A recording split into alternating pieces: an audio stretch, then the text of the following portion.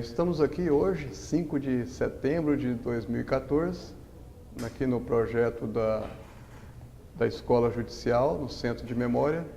E nosso entrevistado de hoje, um homem que participou intensamente da história da Justiça do Trabalho no Estado de Goiás, Dr. Erasto Pena Júnior, juiz do trabalho e também juiz do tribunal na 10ª região. Doutor Erasto, boa tarde. Boa tarde, mestre. Gostaria de perguntar para o senhor, inicialmente, qual é a data e o local que o senhor nasceu? Nascimento, em 13 de abril de 1928, na cidade de Uberlândia, Minas Gerais. Mineiro. Doutor Erasto, qual que é a origem de sua família?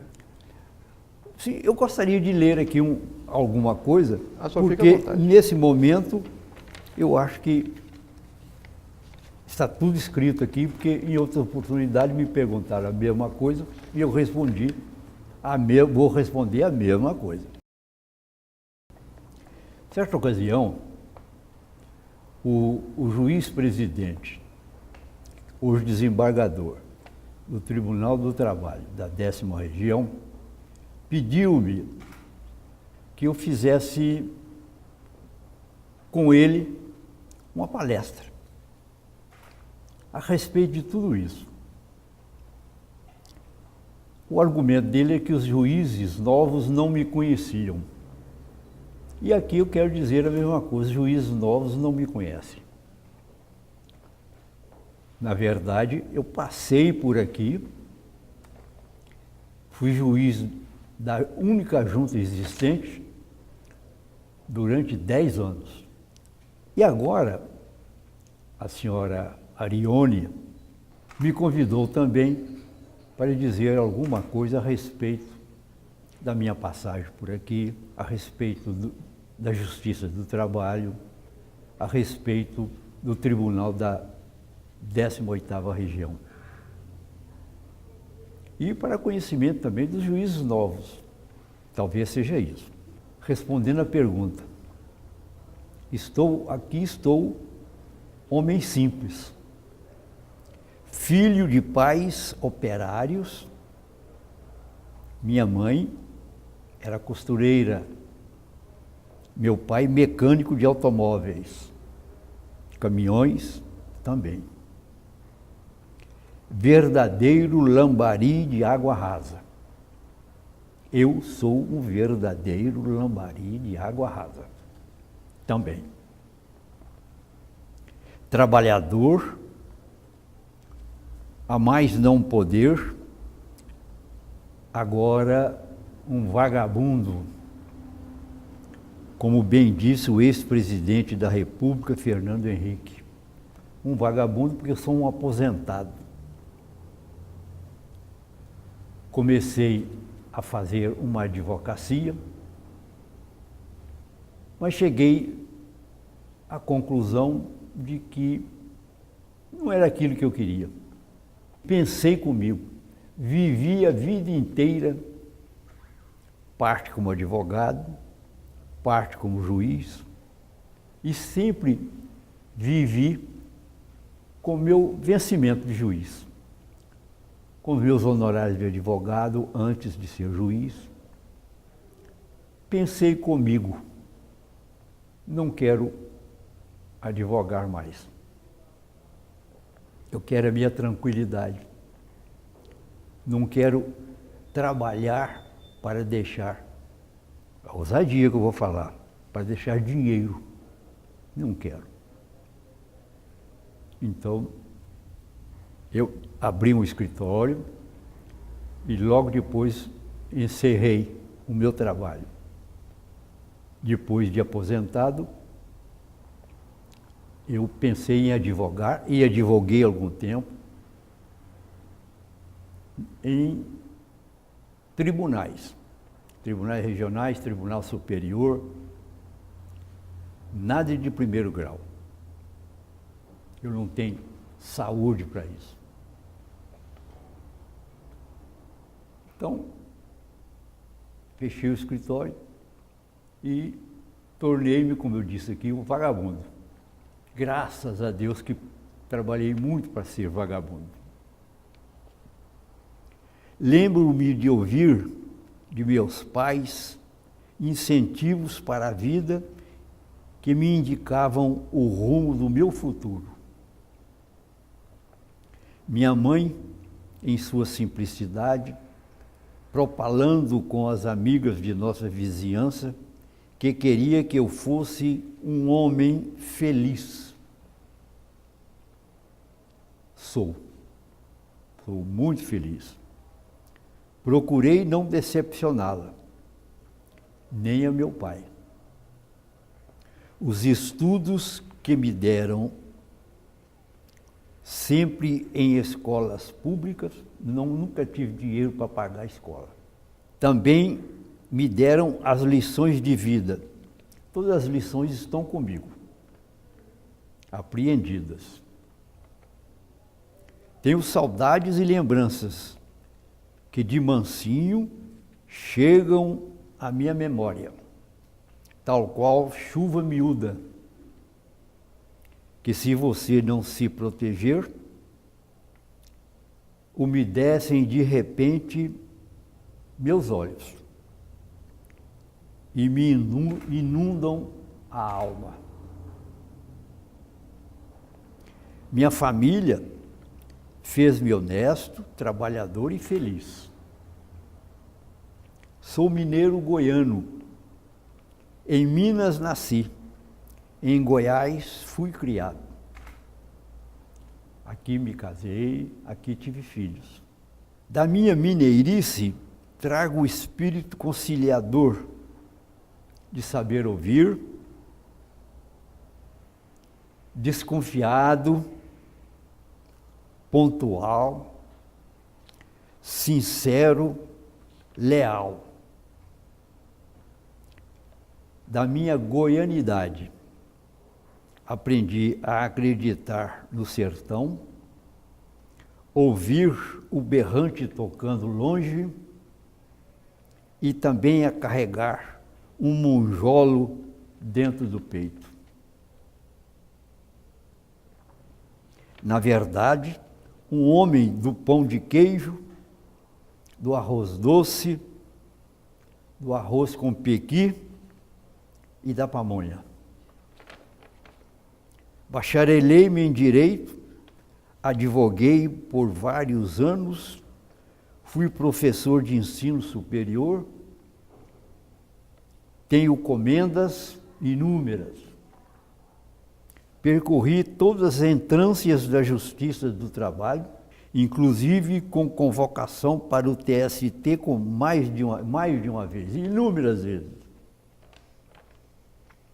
Afirmo-lhes, como disse a notável poetisa goiana, feiticeira do verso, Cora Coralina, que o que importa não é o ponto de partida, mas sim a caminhada. Estão aqui meus passos, meu caminho percorrido, desconhecido de muitos, talvez. Essa é a minha vida que até hoje eu preservo que meus pais me deram. Como disse no início, e vou repetir, sou um homem muito simples. Não tenho retratos guardados, não tenho. Os meus escritos, tenho muitos e não sei onde estão. Estão guardados, muito guardados, que nem eu sei onde estão. Mas estão escritos. Aqui eu tenho também, sobre a Justiça do Trabalho, quando eu saí daqui de Goiânia, eu era juiz aqui, não pedi a ninguém para ser nomeado juiz do Tribunal Regional do Trabalho da 10ª Região. Na verdade, no meu íntimo, eu não queria ir para Brasília. Não tinha vontade. A mosca azul não picou, não me picou. Mas eu cheguei à conclusão que eu devia ir. Senão amanhã iam dizer que eu corri do trabalho. E isso não é, na verdade, coisa minha. Eu sempre fui trabalhador. Quando fui juiz de Goiânia, teve ocasião em que eu fazia 50 audiências por dia. Só tinha uma junta. Naquele tempo não era vara, era junta. Tinha um juiz titular e 2 classistas. Naquele tempo, em torno de 50 audiências. Saí cedinho, 8 horas da manhã, ia para a justiça e voltava à tarde, quase noite. Mas nunca atrasei 1 minuto sequer as minhas audiências. Nunca atrasei sequer um dia as minhas sentenças. Eu fui um juiz. Um juiz que eu fazia as minhas sentenças. Fui um juiz de tribunal, que hoje é desembargador, que eu falo que eu gosto de ser chamado de juiz. O trabalho do meu gabinete, a distribuição entrava numa semana, no final da semana ela estava inteiramente pronta. E eu olhava todos os processos. Se me perguntasse na sessão onde estava isso mais aquilo no processo, eu sabia. Eu acho que cumpri muito bem a minha missão na justiça. Trabalhei a mais não poder. Quando eu saí daqui, eu era o primeiro a ser nomeado lá para Brasília. Eu sabia que eu ia ser o presidente do tribunal. Eu pensei em não ser o presidente, em não querer aquilo. Mas resolvi querer. Na instalação do tribunal, eu proferi um discurso, que ele está aqui. Aqui tem uma emendazinha. Um tribunal de justiça é o mais alto símbolo de uma civilização. Autoridades, senhoras e senhores, a justiça do trabalho é a que mais sensibiliza o homem a caminhar neste tempo que já se denominou de o século do homem e do povo. Realmente, é a mais democrática, a mais simples, a mais ágil, a mais objetiva, a mais límpida de todas as formas de justiça que a Constituição assegura. Nivelam-se nela, na condição de empregado e empregador apenas, o potentado empresário e o operário modesto. O prestigioso homem de inteligência e cultura não adquiriu privilégios. Se comparece ao pretório trabalhista convocado por outro homem, de minguadas luzes espirituais. O operário convoca o patrão a solucionar os problemas trabalhistas perante a justiça do trabalho. A lavadeira, o lavrador, o faxineiro, enfim, o profissional humilde de qualquer categoria, possui meios de trazer às explicações da ação trabalhista o seu patrão, seja ele quem for, possa ele o quanto puder, goze da influência de que costume gozar.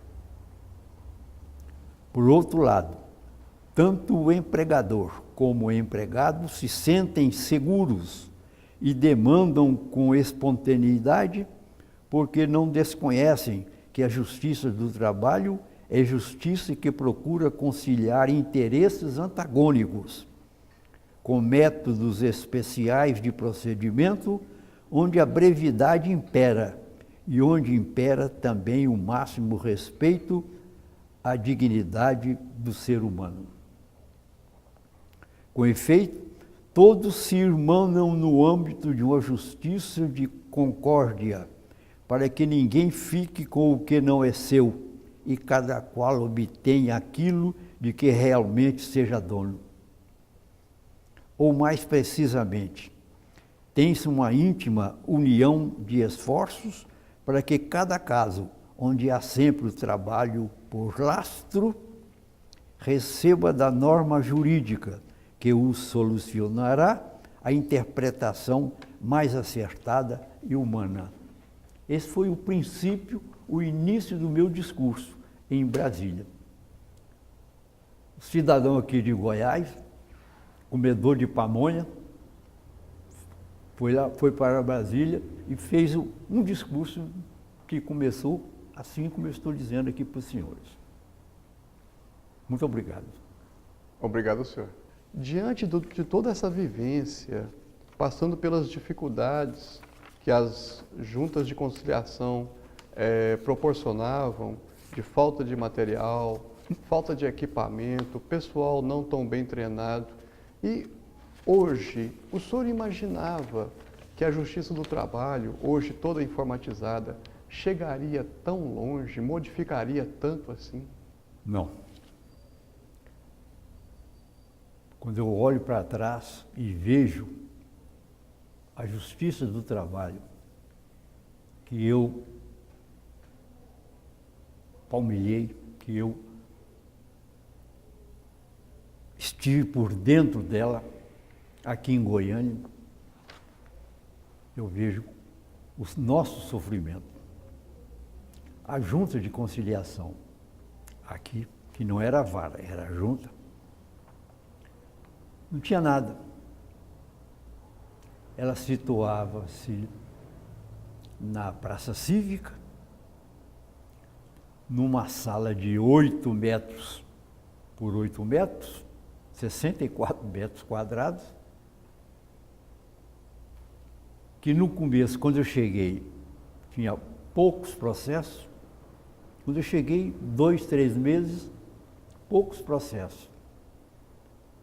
Daí mais uns tempos, tinha 600 processos. Uma senhora que aqui esteve, a dona Elisa, falou para mim, no primeiro mês eu dei 160 sentenças. Lembro disso. Ela me falou assim, doutor Erasto, nunca isso aconteceu. Lá nessa junta, não tinha sanitário. Sanitário era do Tribunal Eleitoral. A gente pedia favor para usar o sanitário. Não tinha ar-condicionado, aquilo era luxo.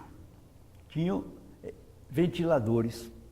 Eu que consegui colocar na junta um ventilador daquele que tinha saído, aquele de pé, grande. Eu que consegui aquilo. Não tinha bebedouro. Não tinha bebedouro, não tinha como beber água, porque não tinha bebedouro. Não tinha um relógio para nortear o dia a dia das partes, do juiz, dos funcionários. Não tinha nada. Não tinha. Então, a Justiça do Trabalho era uma coisinha de nada e que hoje essa coisinha virou uma coisa grande, enorme. Até hoje, ainda existe pessoa que chama a Justiça do Trabalho de Ministério do Trabalho. eu vou lá no Ministério do Trabalho, porque o Ministério é poder executivo, Justiça é poder judiciário. Mas até hoje ainda tem gente que fala isso. Então, quando eu fui para Brasília, eu fiz questão de, nesse interior, porque a jurisdição do Tribunal de Brasília era Goiás, Mato Grosso do Sul. Enorme. Eu fiz questão de instituir a colocação de uma bandeira nacional na porta da Justiça do Trabalho desse interior todo. Eu estava aqui, eu acho que não, alguém falou que quando eu cheguei inspecionando a junta de Corumbá, Mato Grosso do Sul, fronteira da Bolívia, eu emocionei de ver a bandeira nacional naquela distância e eu no comando da Justiça do Trabalho naquela distância. Eu sou um chorão, eu tive vontade de chorar. Eu vi aquilo no aeroporto, a bandeira nacional, fronteira da Bolívia.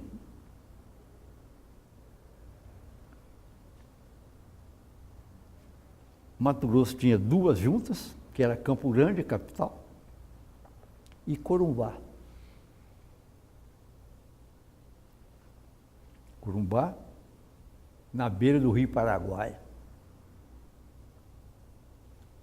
Tinha aqui Cuiabá.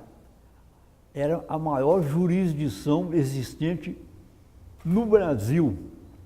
Era a Junta de Conciliação e Julgamento de Cuiabá. Não tinha como executar uma pessoa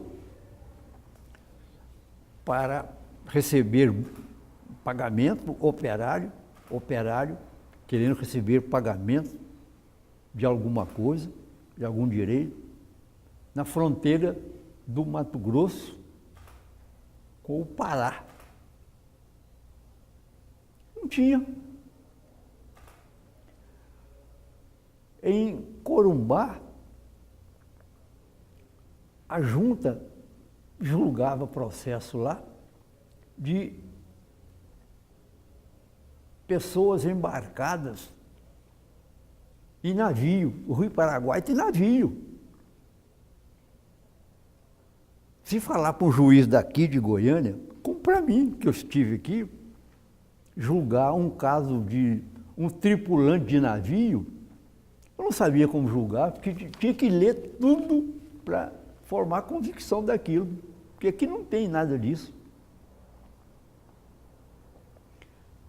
Então, e no interior todo, a justiça não tinha nada também. Nada.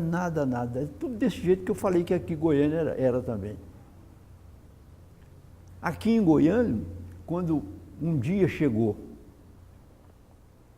da terceira região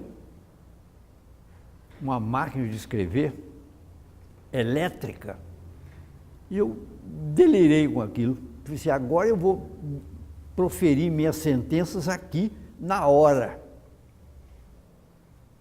Acabou, solucionei o problema, vou dar a sentença. Lê do engano. Eu não sabia mexer com aquilo. Eu batia forte na tecla e o carrinho, não sei se o nome é esse, o carrinho ali, corria para lá. De uma vez. Eu disse, não dou conta disso. Ela não me obedecia. Eu não sabia. Agora, é computador, essas instalações modernas, boas, lindas, é juiz com assistente. Isso é invenção minha, hein? porque eu sofri demais aqui, porque ninguém fazia nada para mim, não. Era eu. Passava a noite inteira acordado. Mas eu instituí o assistente do juiz. Mas não é esse tipo de assistente que hoje existe, não. Era um assistente para ajudar. Ajudar como? Procurar num livro, doutrina, para solucionar.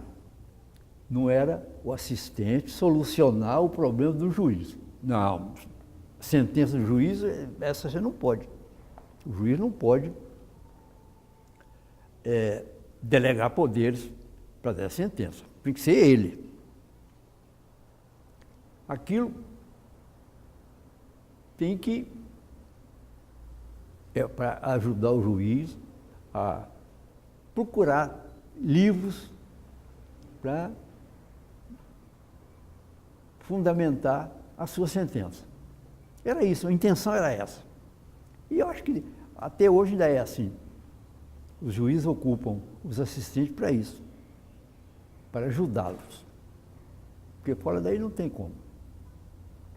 É sentença demais.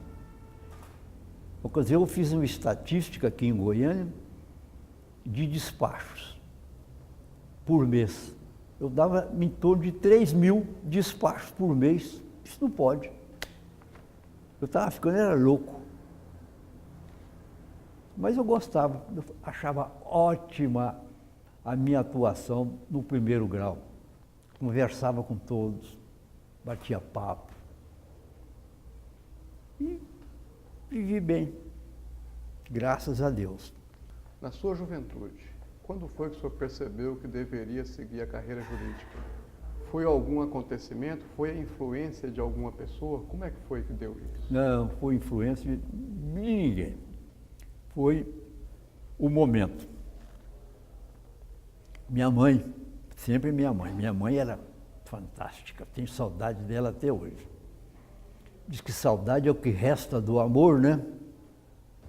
Minha mãe era mulher que gostava de fazer caridade. Ela queria que eu fosse médico para solucionar os problemas dela, problemas de caridade que ela fazia. Ela queria que eu fosse. Mas, como antigamente, os pais não contavam para os filhos que eram pobres. Eu descobri que eu era pobre no Rio de Janeiro. Porque eu estudei, fui para o Rio, fiz um curso ginasial, um curso secundário, muito bom. E fui fazer vestibular de medicina. Lá chegando, eu ia passar. Eu descobri que eu era pobre. Para fazer medicina, eu tinha que ter o tempo ao meu dispor. E eu não tinha como trabalhar e estudar. Vim embora, falei com ela, falei, olha, eu não vou ser médico, eu vou ser advogado, mas eu vou estudar para ser advogado, um profissional do direito. Aí então, que remédio. Ela aceitou.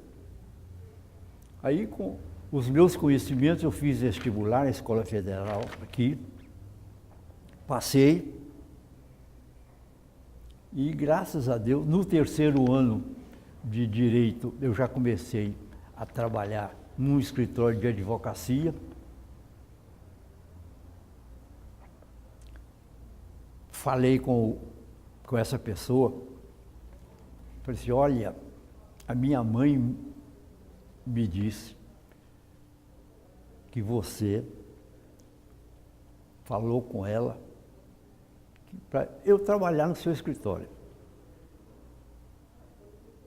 Ele falou para mim, falei sim, e quero que você vá trabalhar comigo. Mas eu não tenho condição de pagar você bem. E não, eu não quero receber nada. Eu quero ser útil em troca da experiência da vida no escritório de advocacia.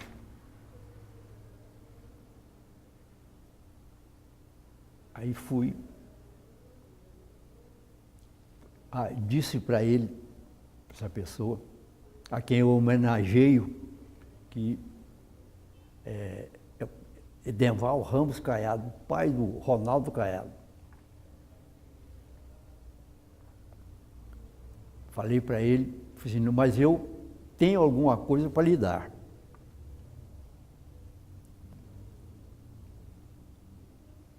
Eu sou bom datilógrafo e sou motorista. É isso que eu posso lhe dar. E dei. Fui motorista, ele viajava muito, eu viajava, datilografava, ele ditava as coisas para mim. E aí foi meu grande aprendizado. Porque eu aprendi a procurar as coisas do direito na biblioteca dele, que ele tinha uma biblioteca boa. E nós dois passamos até a discutir direito. Mas passávamos a noite inteira discutindo direito. Então, eu já saí na frente de muitos advogados.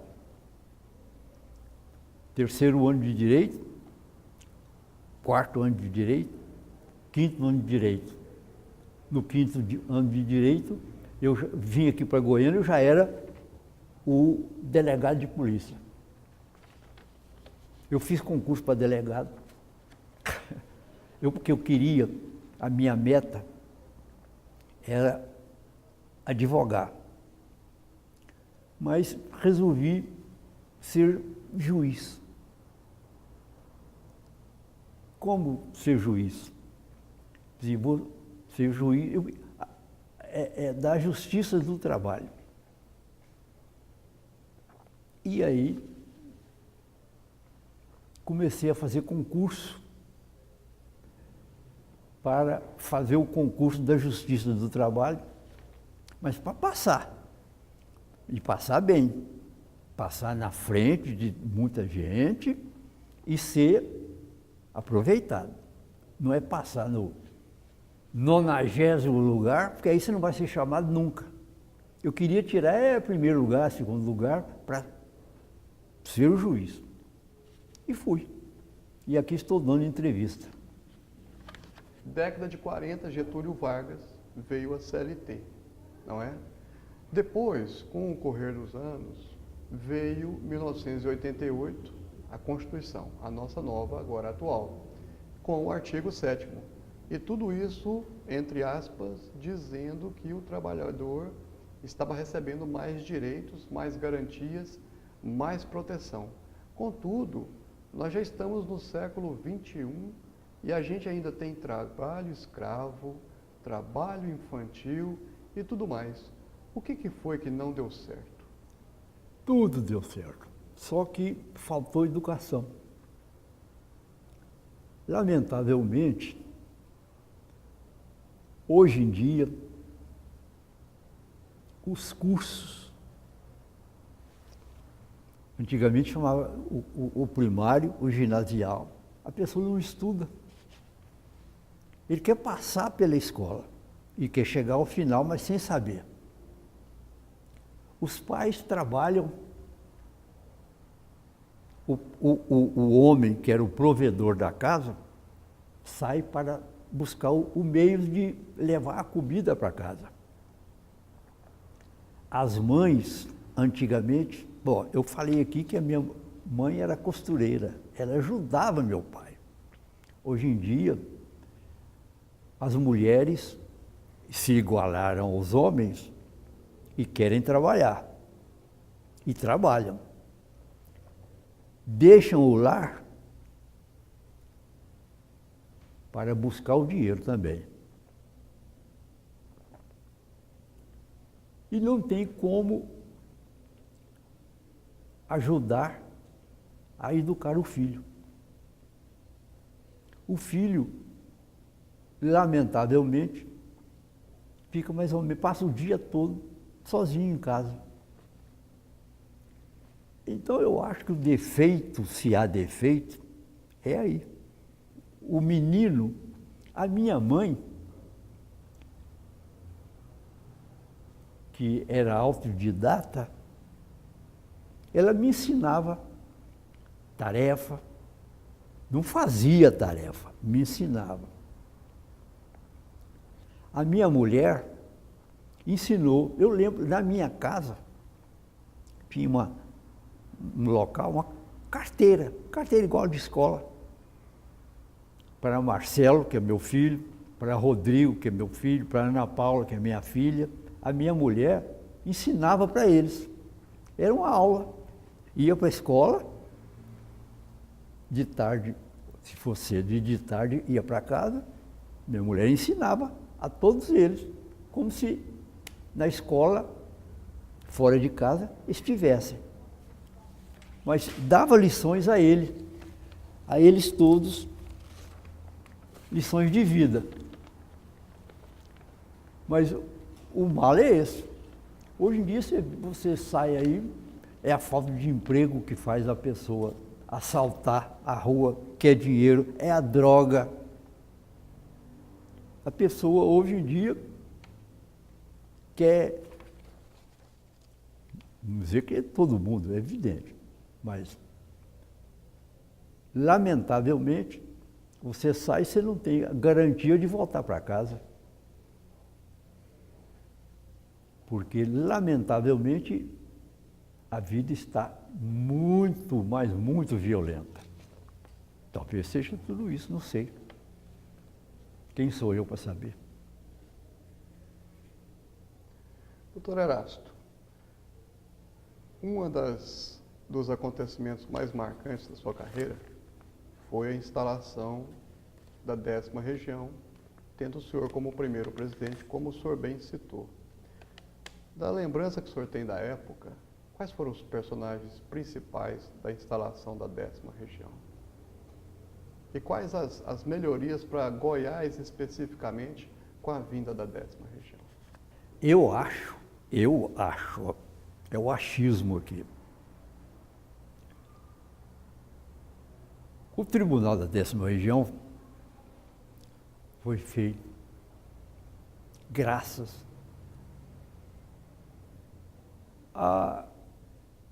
às forças políticas,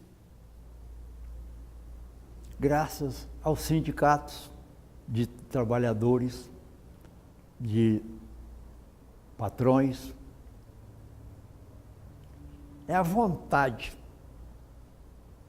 porque Brasília, que se tornou capital da República, era jurisdicionada à 3ª região, a Belo Horizonte. Como se explicar isso? A capital da República, jurisdicionada, onde tem o Supremo Tribunal, a Justiça do Trabalho em Belo Horizonte. Então foi uma das justificativas, são essas. Essa daí. Agora,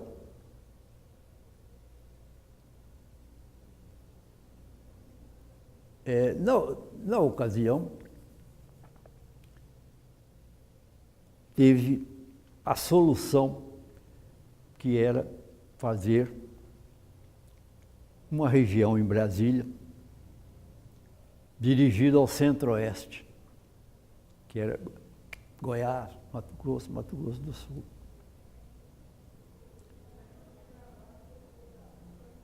Quem queria falava que aquilo os advogados que queriam, porque ficava mais fácil se dirigir ao tribunal em Brasília do que a Belo Horizonte. Realmente era mais fácil. Mas quem estivesse ou que tivesse uma ação na Justiça do Trabalho em Corumbá, que eu citei aqui, que tinha o recurso que ia para São Paulo nessa ocasião, passou a vir para Brasília, ficou muito mais longe.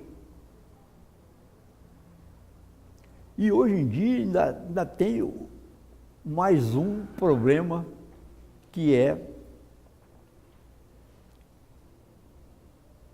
a justiça da 18ª região, com jurisdição no estado de Goiás, esse tribunal, e como exemplo, duas cidades, Formosa e Lusiânia. A pessoa sai lá de Formosa e vem ao tribunal em Goiânia para acompanhar uma sua causa. Passa na porta do Tribunal do Trabalho da 10ª região e vem aqui. Lusiânia não passa na porta, mas beirando o tribunal para vir aqui. Eu, quando deixei a presidência do tribunal, eu deixei um trabalho que solucionaria esses problemas. Essas cidades ficariam com Brasília. O Tocantins ficaria com Goiás, que sempre foi. Então, teria uma troca aí. Ninguém sairia ganhando e nem perdendo. Solucionaria a questão. Mas do jeito que é, a pessoa que sai daqui para ir para Formosa passa na porta do tribunal. A pessoa de Lusiânia, pertinho daqui. É até pista dupla de Lusiânia a Brasília. O que vai fazer? É assim. São os políticos que, nesse momento, têm o comando.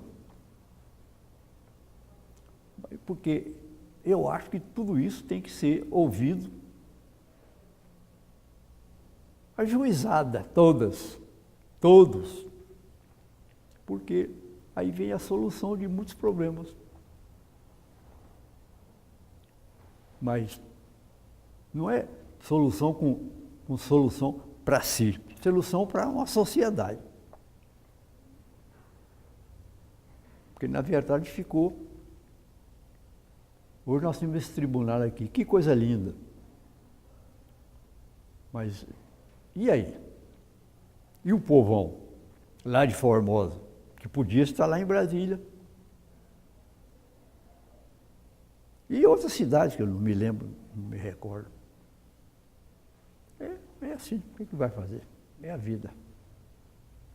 Toca o barco para frente. Doutor Erasto, o senhor conviveu com os juízes classistas por Muito. muito tempo. Representavam os empregados, representavam os empregadores e compunham com o juiz titular a junta de conciliação e julgamento. Hoje, a figura do classista ela não existe mais.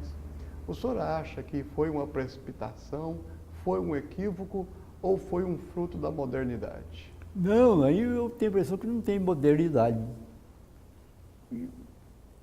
Aí, o grande problema é que o classista, Getúlio Vargas, em boa hora, para instalar a justiça do trabalho, ela igualou, eu disse aqui, ela igualou o patrão com o empregado, um desconfiado do outro. Então tinha um representante lá, na junta, do obreiro, um representante lá na junta do patrão. Então foi feito, no meu entendimento, para isso, para um não achar que o outro estivesse levando alguma vantagem. Não tinha nada disso.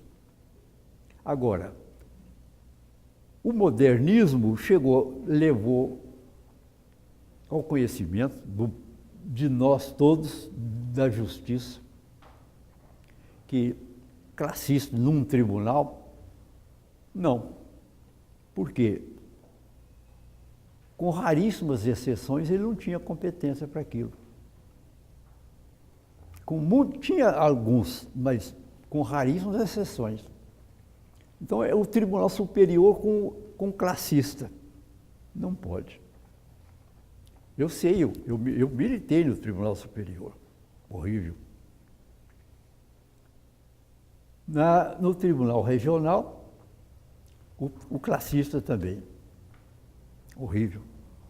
Por quê? Porque ele não tinha conhecimento para enfrentar o conhecimento daqueles profissionais do direito. Ele não tinha. Agora, no momento em que o vogal passou a usar toga, que ele não podia, o juiz é toga. Agora entregaram a toga para um cidadão que não sabe, não tem conhecimento profissional do direito nenhum. Não pode. Mas ele pode ser o classista nas juntas, eu acho que aí foi o erro, tirar. Porque o classista nas juntas, ele tem um conhecimento da sociedade. Aquele conhecimento que o titular não tem. Que o titular é trabalhar, trabalhar e trabalhar. E o classista é trabalhar, trabalhar e trabalhar, mas no mistério dele, ele sabe fazer a compra dele no botequim, conversar com os amigos do mesmo conhecimento, sabe tudo isso. E o juiz não sabe. Então é simples. No momento em que eles passaram a usar a toga, que não tinham direito, aí atrapalhou, porque aí ele cresceu, ele achou que ele é juiz. E veio a Constituição e falou que o classista era um juiz, um magistrado. Aí atrapalhou. Agora aqui, em Goiás, quem ajudou a criar esse tribunal foram da mesma forma.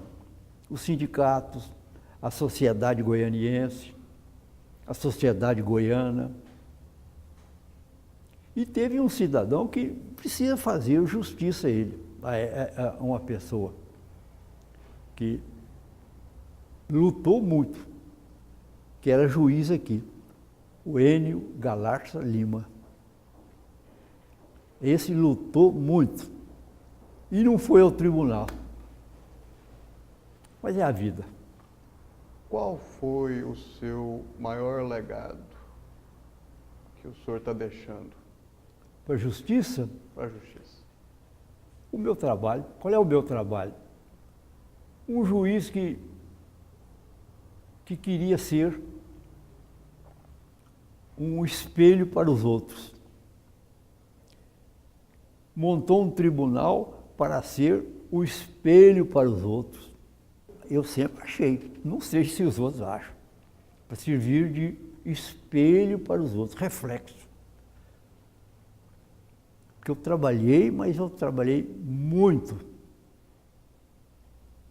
para servir de lição para muitos. No meu gabinete, lá em Brasília, mesmo depois que eu saí da presidência, toda semana eu pegava uma folha de papel e escrevia alguma coisa a respeito da vida. Coisa minha, coisa de outros. Escrevia com um pincel atômico e punha na porta. E aquilo todo mundo passava ali para ler. Era o que eu tinha escrito, às vezes naquela semana. Encontrava com a pessoa, e a semana que vem, o que vai ser? Olha, não sei, vamos ver. Né? E aqueles escritos, muitos eu não tenho. Um amigo meu falou, você guarda? Assim, nada. Nunca guardei. Não, mas precisa guardar. Dessa ocasião eu passei a guardar. Eu tenho guardados lá em Brasília. Muitos. Os ensinamentos da vida para todo mundo. Que aquele era o recado que eu dava. Serviu para alguma coisa? Não sei. Mas a minha intenção foi a melhor possível. Doutor Erasto, ou na sala de audiência, ou enquanto o senhor manuseava processos, nessa sua muito bem vivida atuação de juiz do trabalho, teria algum fato inusitado que o senhor gostaria de compartilhar com a gente? Algo que te traz na lembrança? Não. Tem as coisas engraçadas da vida, mas tem que ter alguma coisa engraçada, não é só trabalho também não, né? Coisa engraçada. Eu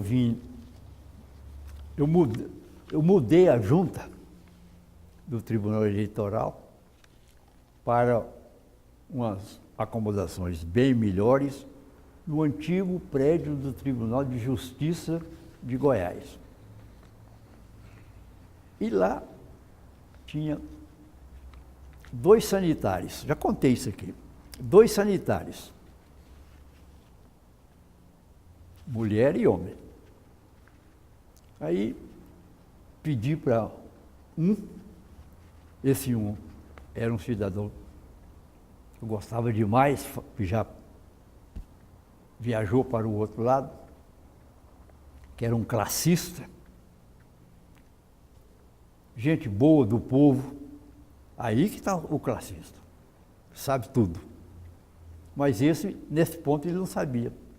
Eu falei para ele, você podia comprar, eu não conheço Goiânia, umas letras para colocar na porta dos sanitários. Sanitário de homem, sanitário de mulher. No dia seguinte ele levou para mim, se eu quiser aqui. Achei. Abri. Tinha 2 S. Mas que jeito que é isso? Para que serve 2 S? Mas senhoras e senhores. Então ficou do meu jeito. Antigamente não tinha ninguém para apregoar as partes na sala de audiência. E a gente utilizava o classista.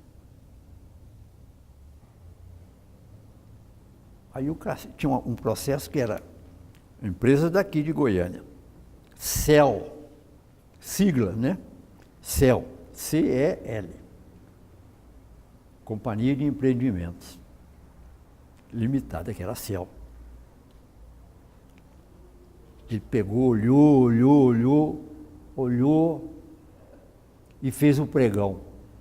Coronel Companhia de Empreendimento. E são os fatos que a gente fala assim, mas não é possível, né? Já apregoou também. Vamos pensar, eu me gozo de férias, outro juiz foi para o meu lugar, e vamos pensar, não é o caso, mas chamava João da Cunha, vamos pensar. Não era não me lembro o nome. O classista apregoou João da Cunha. Eu falei, oi, João da Cunha sou eu, estou aqui, que era o próprio juiz. Essas coisas que só... todo dia tinha um. Mas é isso mesmo, o que vai fazer? Quando eu fui juiz aqui, fui na época dura da Revolução. Nunca tive problemas. Eu vejo, não, foi preso, foi isso. Eu nunca tive problema nenhum. Graças a Deus. Os meus problemas eram com os meus processos. Mas com os dirigentes, nenhum. Nunca tive. Eu era cumpridor dos meus deveres, né? Ah, tem aqui, ó, advogado de São Paulo. Isso aqui é interessante. Tinha um advogado que tudo que eu falava, na sala de audiência, ele falava, lá em São Paulo não é assim, não. Um dia eu falei para ele, escuta, a CLT do senhor é da capa branca, verde ou vermelha? Ele falou assim, não, é vermelha aqui. Sim, então é por isso. Nós não estamos acertando. Porque a minha é da capa branca, a sua é da capa vermelha. Então nós não acertamos nunca. Porque a minha lei não é a sua lei, é diferente. Quer dizer, não era nada disso. Até porque queria ser contra, né? Mas é isso mesmo. Mas eu achava isso muito bom, porque eu ria muito, achava ótimo, passava um dia formidável. Depois de ter trilhado pelos 3 campos da Justiça do Trabalho, primeiro grau, segundo grau, TST, o que o senhor diria hoje para os magistrados trabalhistas que estão começando? Trabalhar. Trabalhar muito. Estudar muito. Porque a magistratura não é emprego. É, na verdade, um sacerdócio. Ou melhor, eu ouso dizer que eu não vi meus filhos crescerem. Eu não tinha tempo. Minha mulher é que tomava conta, eu já disse isso aqui, dos meus filhos, dos nossos filhos. Por quê? Porque eu estava trabalhando. Eu não vi meus filhos crescerem. Não vi. Porque se a pessoa não estudar, se a pessoa não for abnegada, ele não deixa o nome dele para ser homenageado um dia. Se bem que eu fiz isso, não foi para ser homenageado, é minha índole.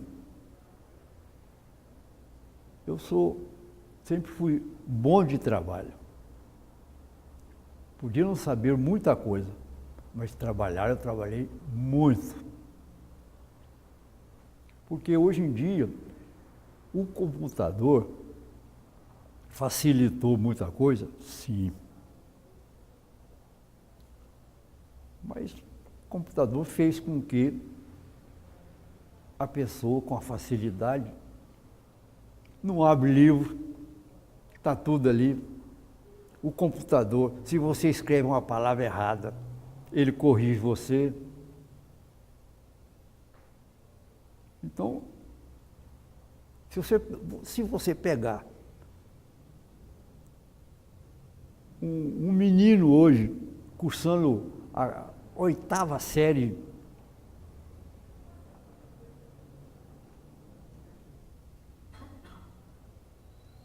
você fala para ele, tira a prova, veja se essa conta aqui que eu fiz, coisa aritmética, se está certo ou se está errada. Ele não sabe tirar a chamada prova. No meu tempo, todos sabiam tirar a prova. Hoje em dia, você fala assim, não, mas tem máquina. Não aprende, não quer saber. Quer saber da facilidade. Ele pega a maquininha, liga a máquina, 3 vezes 3 igual 9. Então tá fácil. Mas tem que saber. Tirou a máquina dele, ele liquida. Não sabe nada. Então o juiz hoje tem que ser um trabalhador, abnegado. Porque ele tem que lembrar que como é que faz? Ele está lidando com a honra alheia, com o dinheiro alheio, que são os julgamentos que ele faz. Dá o dinheiro de um, entrega o dinheiro do outro. Ele faz isso. Ele não pode errar. Ele tem que fazer tudo para acertar. Tudo. Tem que estudar muito. Hoje em dia você entra no escritório, às vezes, de advocacia, e não tem um livro. Ah, mas não precisa. Não sei. Hoje em dia eu não sei. Eu sei de livro. Porque o meu passado não tinha computador, né? Talvez hoje, sabendo, tem o processo que não tem folha de papel. Tá tudo. Eu não saberia trabalhar. Porque muitas vezes eu pegava os meus processos e ia lendo, passando folha por folha. Quando eu chegava no final, eu já tinha a solução na cabeça. Hoje em dia não tem mais nada disso. É capaz de você ficar cego de tanto olhar o computador, a tela do computador. Porque aquilo ali cansa também, a vista cansa. Agora, o papel, você tem o papel, você passa, você lê. Enxerga tudo aquilo. E é um momento de você raciocinar e, se possível, chegar a bom termo para dar uma sentença. Isso aí. Doutor Herácio, o objetivo desse projeto é produzir entrevistas que servirão como fonte de pesquisa sobre a Justiça do Trabalho em Goiás, reunindo-as em um vídeo documentário e também na confecção de um livro. Que mensagem o senhor gostaria de deixar registrada para aqueles que futuramente terão acesso a este depoimento? É isso que eu acabei de dizer, é estudar. É o estudo da pessoa. Aqui, isso não quer dizer que eu seja melhor nem pior do que ninguém. Aqui tem um livro que é a História do Tribunal de Goiás.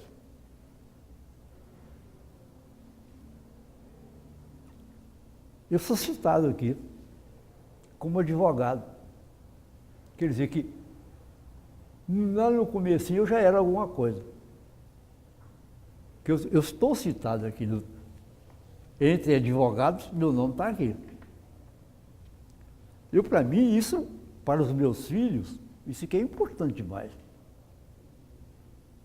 Isso quer dizer o quê? Quer dizer que eu trabalhei, estudei.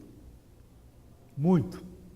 É isso aí, é estudar, mas estudar com intenção de aprender. Ninguém é mais do que ninguém. O juiz, ele é um cidadão igual a todo mundo. Ele, por ser juiz e vestir uma toga, não significa que ele seja mais e nem menos. Aquela toga é apenas o uniforme dele. Por exemplo, você me fez uma pergunta agora. Então, se você fechar os olhos, você se sentir dentro de uma sala de audiência, você vai ver, na parede igual tem ali, um crucifixo. Por quê? Que toda sala de audiência tem um crucifixo. Então, aí vem a resposta aqui que você me perguntou. É para o juiz não cometer a injustiça que cometeram com Jesus. É isso. Então, o que eu vou falar para o cidadão que está iniciando na carreira da magistratura? É isso, é estudar muito para ele não cometer injustiça, como a injustiça que foi cometida no julgamento de Cristo. E não deixar também, que isso é importante, que a toga, aí agora veio o problema da toga, que a toga não se arraste na poeira do chão, né? Porque não pode. Ela nem pode ser curta, nem comprida, mas nem arrastar na poeira do chão. É a vida. Tem que ser forte. Doutor Erasto, alguma pergunta que não foi feita, que o senhor gostaria que a gente fizesse para o senhor? Não.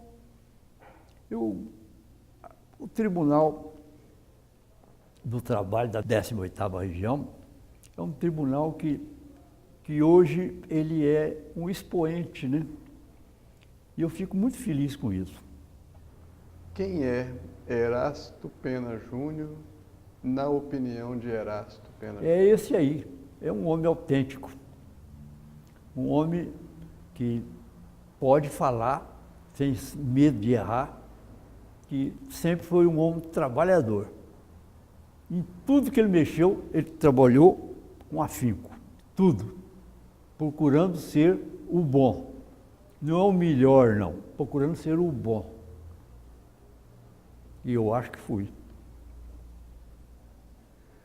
Doutor Erasto, em nome da Escola Judicial e do Centro de Memória do Tribunal Regional do Trabalho da 18ª Região, eu gostaria de agradecer ao senhor por essa excelente entrevista. Muito obrigado. Olha, muito obrigado. Eu é que agradeço de ser lembrado.